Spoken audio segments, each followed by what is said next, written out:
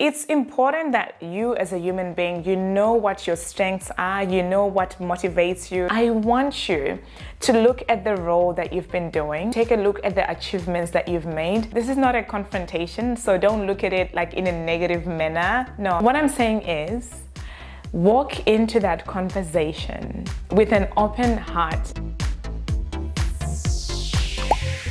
Hello, my lovely. I'm so happy you're here. Welcome. My name is Lorraine, and today we are talking about how to get promoted faster in your 9-to-5 job as a millennial woman. And the reason why we're talking about this is because I spent nearly all of last year just speaking to these amazing women about their experiences when it comes to getting recognition and respect and getting promoted in the workplace.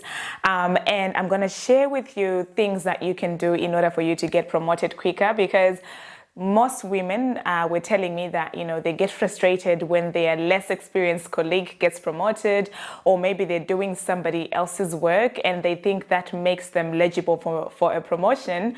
But when it comes time to pick somebody for the role, they just get passed over for somebody else. So the solution is not to keep quiet, get frustrated, or to quit your job. There are things that you can do in order to make this work for yourself. Are you ready? Okay, the first thing is to know yourself. It's very surprising how, as women, we do not actually stop and take the time to know ourselves. What do I mean, and how does this apply to a promotion? Here's what I mean. It's important that you as a human being, you know what your strengths are, you know what motivates you, you know what you're passionate about, you know what it is that makes you tick. You know what it is you would do even if you were not getting paid for that job. And if you do not know yourself as an individual, you will not even identify your strengths, and you will miss opportunities for growth and mobility in your organization simply because you have not actually sat down with yourself to work out what it is that you want to do. A resource that I have used is the Enneagram test, and there is, lots of them that are free online, but the most accurate one that I used, I had to pay, I think, $29 for it. And the Enneagram test is a personality test based on your values, on your energetic values. And it really, really helps you understand what your strengths and what your weaknesses are. And then it helps to show you or steer you in the direction where your strengths are most maximized. So if you know yourself first in your organization, then you're more likely to be able to position yourself in a place of being noticed when it's time for mobility, because it's very difficult for your manager to actually look at you for promotion if you as an individual do not know yourself and you don't have a particular direction or where you want to go. So definitely the first thing is you need to know yourself as a woman. The second thing is take responsibility for your own career. And here's what I mean. So many times you probably sit in the background and you get frustrated, you complain about your 9-to-5 job, you're wondering why your career is not progressing the way you want it to, because no one else is going to progress for you. You have to be willing and able to do it for yourself. And I know this sounds tough, saying it out loud, but I know for me in my own personal life, I really began to take strides when I actually took matters into my own hands. So as the CEO of your own life, your number one first responsibility in your life is to maximize the potential and the opportunities around you. Because yes, you are actually the CEO of your life. And I want you to actually flip the coin. Instead of thinking that you're waiting on somebody else to promote you, I want you to think of, how do I actually take responsibility in a way that I can get myself where I want to go? The third important thing when it comes to get promoted quicker is set clear intentions from the beginning. And here's what I mean. Imagine someone who goes into a job interview, maybe that was you years back because you didn't know, and then they say to you, oh, do you have any questions? And then you said, no, you don't have any questions. It means you actually haven't really thought ahead in terms of what the role implies. You have not taken the time to make a connection of the role and how it applies in your life and how it applies to your mobility in future. So set clear intentions from the beginning in order to avoid frustration in the future. And this is so important. Like, I see it so many times, and I see people hopping from one job they hate to the next job they hate simply because they're not setting clear intentions. You walk into the job interview, or you walked into the interview and you were just, nodding your head. You were desperate to get the job. You were not even thinking ahead into the future.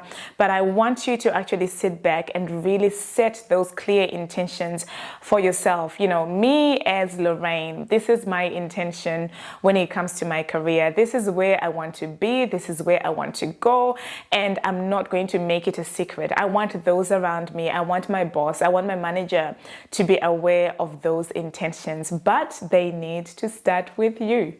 Number 4 is become a problem solver. In fact, become the biggest problem solver in your team. And when I say become the biggest problem solver in your team, I'm by no means saying become a doormat. I'm going to talk about creating and setting healthy boundaries in future videos, but become a problem solver.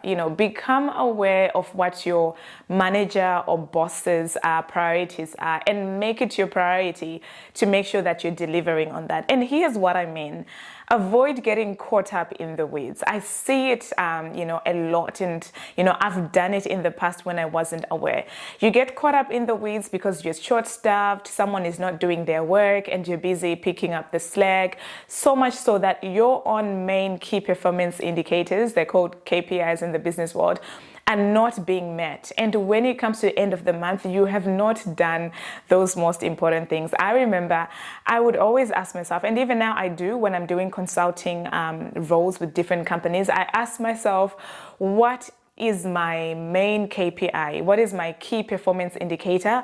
Let me put my head down and let me focus on that, because that is what my performance is being measured by. They're not going to take into account that you were putting out fires, you were doing this and that. They're not going to take that into account. So whilst you want to be an amazing team player, I think that's great. You need to do it with focus, do it with vision. Again, it comes again to that issue of having those healthy boundaries around yourself that enable you to meet your KPIs or your key performance indicators, so that at the end of the month or at the end of the week or the fortnight, you are not making excuses for your boss, when you're like, oh, I didn't get this done because this happened. I didn't get this done. Just become that person who is known for getting stuff done. Let people know that, what, if Lorraine is doing that thing, I don't need to worry because she is going to deliver on it. And when you're consistently that person who is making sure that your boss's priorities are yours, and you're making your manager's life easy, you're making the team's life easy, definitely when it comes for promotion, that is a key leadership trait that is taken into consideration, and it quickens the process for you. Whereas scenario B, you're busy doing all these other things. You're so busy, you're short-staffed, and we know with COVID, a lot of companies have been operating whilst they're short-staffed, and you're doing all these things, and then you're using your main energy to do all these things. Come end of the month, you're not meeting your target, and it's very interesting. Your manager or your team are not going, they're probably not going to take into consideration that you've been doing extra work. They just really want to see those main results first. And here's my suggestion. If you are the person that loves doing all these extra things, right, in order to strategically position yourself in your career in a way that you grow quickly, you get promoted quicker, here's my suggestion. Make sure that during the early morning hours when your energy is at its peak or maximum, make sure that you're doing your main key roles. You're getting the main tasks ticked off. And then later in the afternoon, then you can go help out everybody and put out other people's fires, because you really need to show that you are executing, you're delivering on your key performance indicators. And I just want to add on that point about key performance indicators. You might be sitting there and be like, oh, Lorraine, I don't know what my key performance indicators are. Go into your contract or speak to your manager or ask yourself, what are the 3 key biggest priorities in your role? Those will be your key indicators. So go and ask yourself. So I know that, let's say, in my role, I analyze risk, and it's important that at the end of the month, I am working in a way that minimizes the risk of the organization that I'm working in. And that risk is in different areas, like it's measured in different key areas. And I know that. So in my role, I know that that is my major job. I'm about, identifying risk, implementing measures to reduce that risk, implementing education so that in future that risk is minimized. So ask yourself what it is. It's usually 3 main key things. Write them down, maybe pin them on a sticky note in your office or somewhere where you see them, so that you can always constantly, refer to them. Or when you get into your office in the morning, most of you work from home, have them somewhere visible so that, you can see them every day. I know for me, as someone who is now running my own business, I keep my key performance indicators in front of me every single day. So like in the morning, I, rewrite them or have a look at them. Sometimes in the afternoon, I'll take a glance at them. Sometimes in the evening, I will see them. And for me, it's not like a serious thing like, oh my gosh, key performance indicators. No, it's actually just notes that I'm writing in my journal, the top priorities. So don't look at it as something that is like, it's hard, it's difficult, it's out there.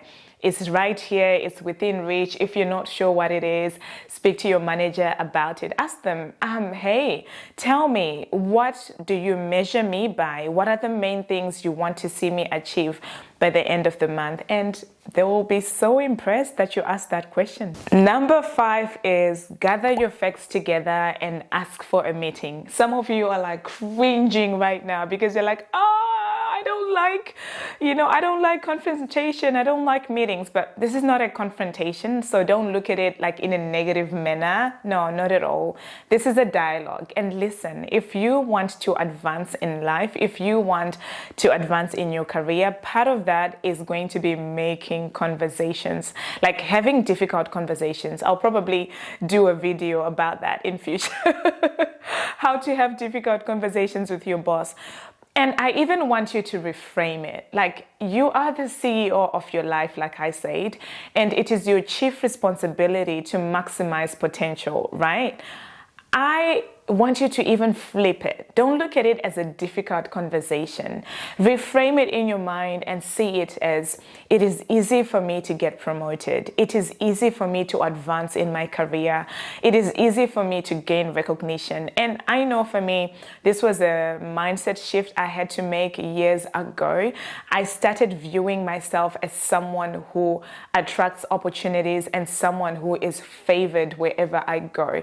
And whenever I'm entering a place, I always regard myself as someone who is favored, like, someone who just gets these opportunities handed to them because, like I walk in and people are like, oh my gosh, and you can be that person too, but you need to view yourself in that manner. So think about it this way. It is easy, you can say it with me, you can pause the video, write it in your journal. It is easy for me to get promoted. But I want you to write down and say, it is easy for me to get promoted.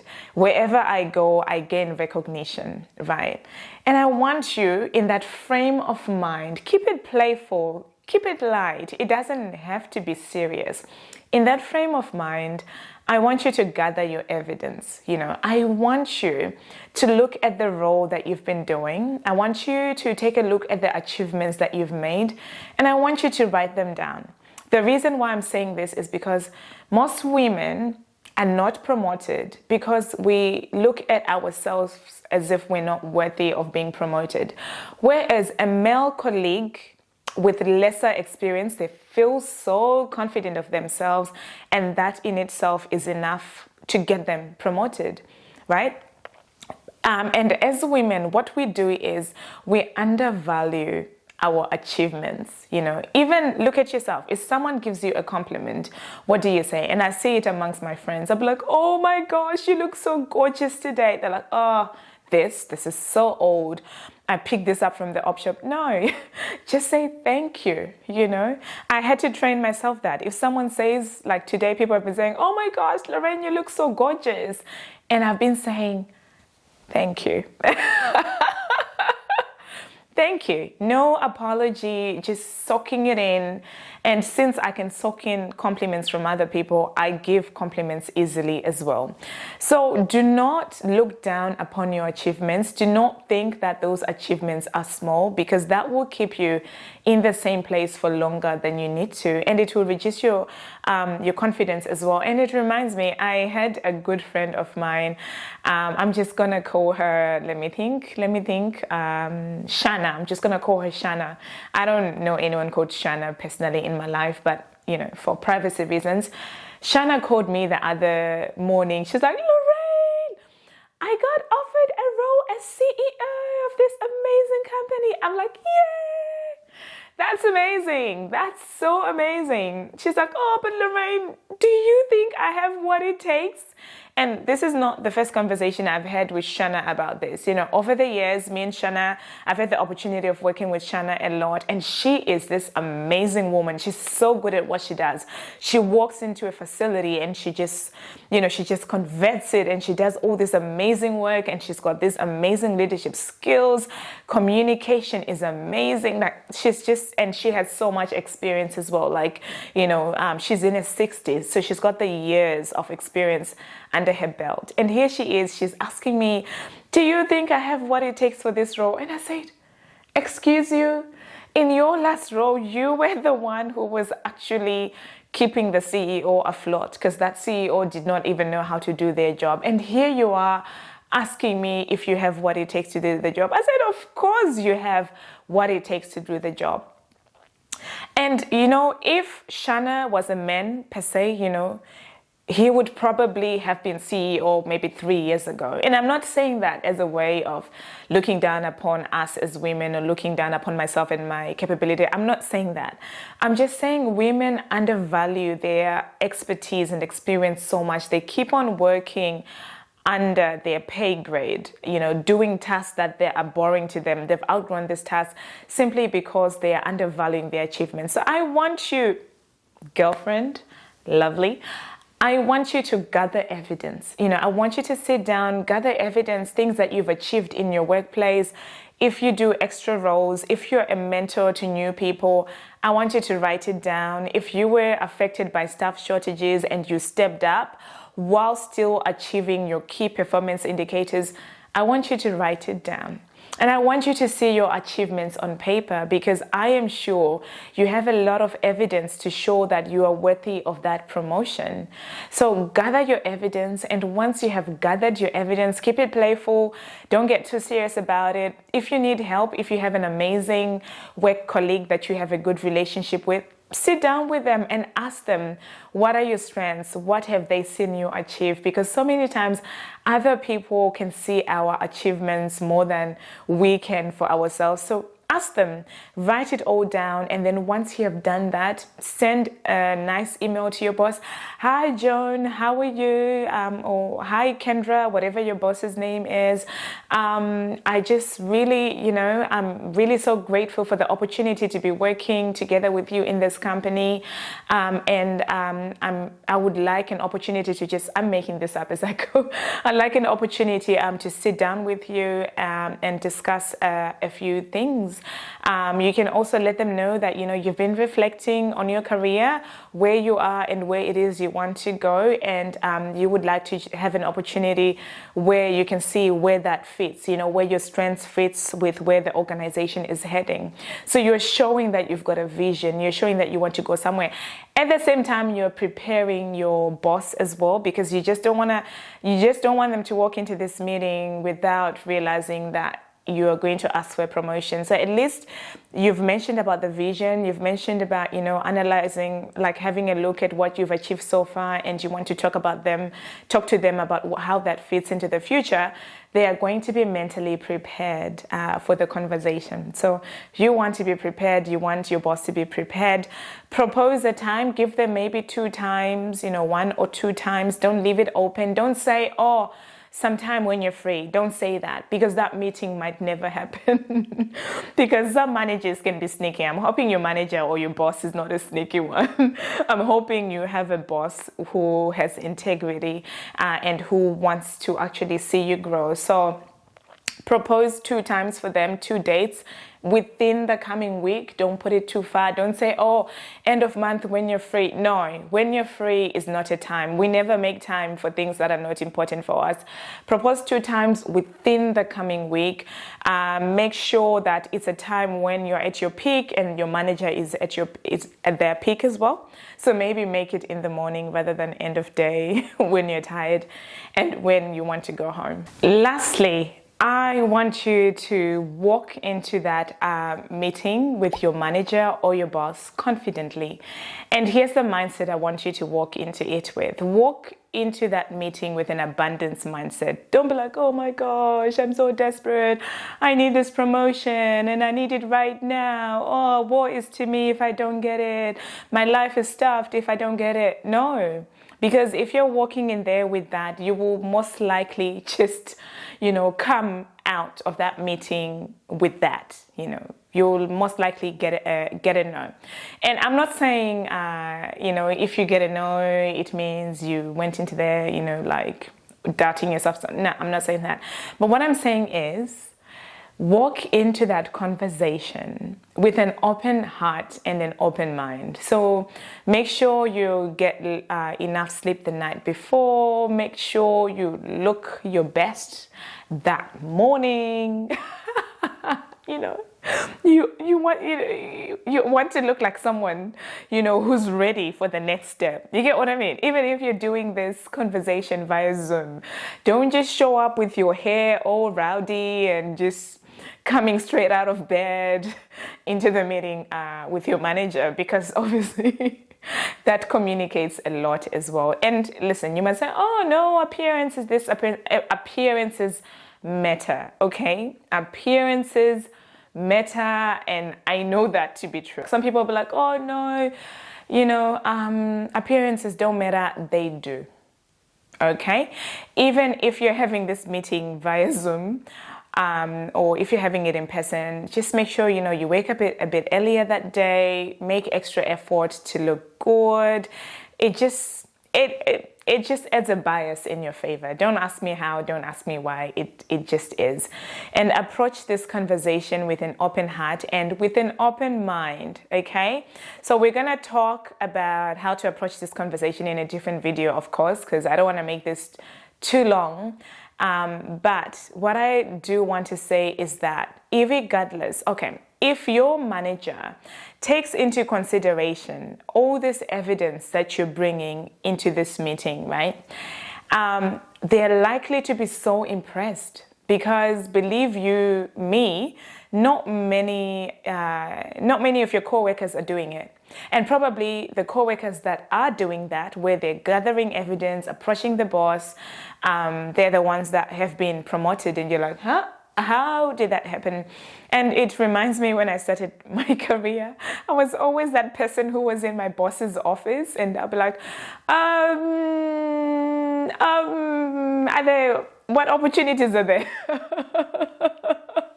What can I do? Are there any extra tasks that I can do? I was that person. And I remember when an opportunity came up to do a traveling role, going into different companies and integrating them into our company, she thought of me straight away. And all of a sudden, I knew in my career, I became part of a team that was traveling around Australia. I was like, okay. And I was flying in, flying out every week, just like that, because of making myself visible. So either way, your manager is going to be so impressed with you. That is, if your manager is genuinely interested in your mobility.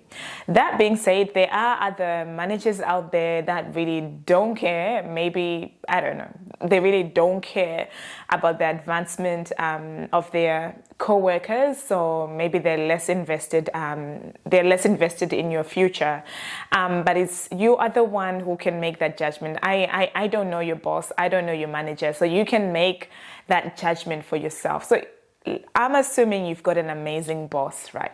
I'm assuming you've got an amazing boss.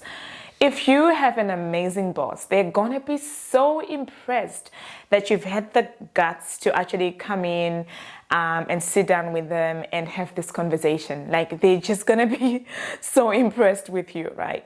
They're likely going to say, you know what, so and so in the higher role is going, interstate or somewhere else, and their role is opening up.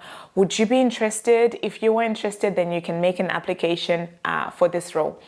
If there's a role that's already available, then they'll be like, okay, why don't you put in your application? Because I understand with fair work policies, organizations always need to ask employees to apply for certain roles so that everyone has equal access to that.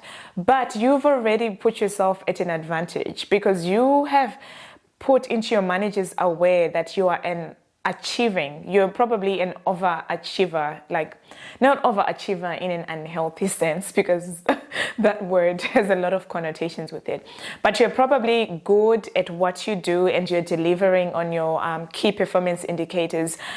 So they will likely say, oh my goodness, yes, why not? This is the kind of person we need to step up into this leadership role, because you being proactive and coming to have this conversation with me is big leadership. You're showing strong leadership for your own, in your own personal life as a CEO of your life.